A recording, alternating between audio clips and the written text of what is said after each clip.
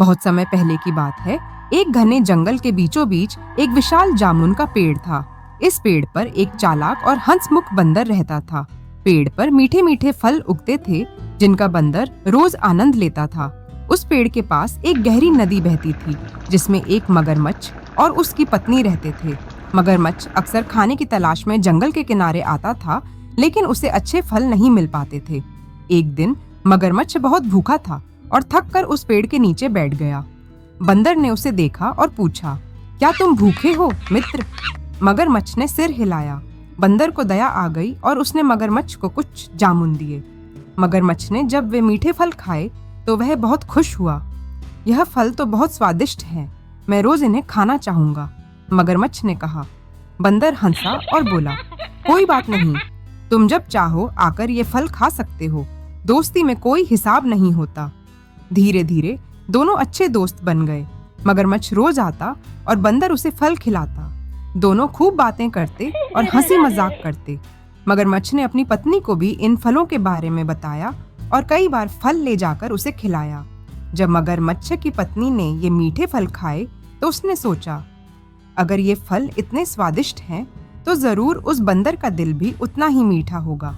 उसने अपने पति से कहा, अगर तुम सच में मुझसे प्यार करते हो तो उस बंदर का दिल लाकर मुझे खिलाओ। मगरमच्छ हैरान रह गया। उसने कहा, वह मेरा अच्छा दोस्त है, मैं उसे धोखा नहीं दे सकता। लेकिन उसकी पत्नी ने रो रो कर जिद करनी शुरू कर दी। अगर तुम मेरा कहा नहीं मानोगे तो मैं तुम्हें छोड़ दूंगी।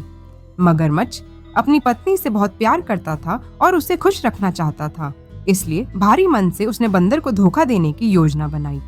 अगले दिन मगरमच्छ बंदर के पास आया और मुस्कुराते हुए बोला, मित्र, मेरी पत्नी तुमसे मिलना चाहती है। वह तुम्हारा आतिथ्य करना चाहती है। चलो मेरे साथ मेरे घर चलो।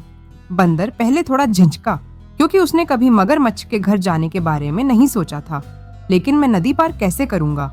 मगरमच्छ ने तुरंत कहा, तुम मेरी पीठ पर बैठ जाओ, मैं तुम्हें आराम से नदी पार करा दूंगा। बंदर को अपने दोस्त पर भरोसा था, इसलिए वह खुशी खुशी मगरमच्छ की पीठ पर बैठ गया। मगर जब मगरमच्छ नदी के बीच में पहुंचा तो उसने अपनी असली योजना बताई।